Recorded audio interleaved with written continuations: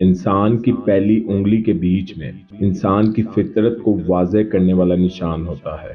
تو آج ہم آپ کو بتائیں گے کہ پہلی انگلی کے بیچ میں کس نشان کو کس طرح سے سمجھا جائے، جو انسان کے لک، خوش قسمتی، دولت اور شہرت کی علامت ہے۔ اگر انسان کی پہلی انگلی کے بیچ والی لکیر میں آنکھ بنے تو یہ اس بات کا اعلان ہوتا ہے کہ اس کی سکس سینس سٹرونگ ہوگی، یہ وقت سے پہلے چیزیں دیکھے گا۔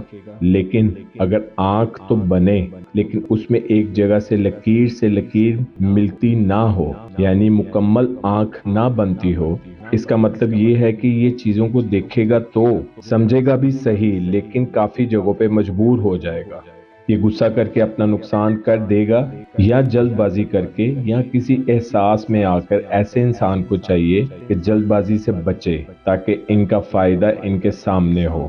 اور جس انسان کی پہلی انگلی میں کوئی آنکھ نہیں بنتی بلکہ سیدھی لکیر ہوتی ہے، یہ اس بات کا اعلان ہوتا ہے کہ یہ انسان تجرباتی اور مواقع سے فائدہ اٹھانے والا ہوگا اور دل کا صاف ہوگا۔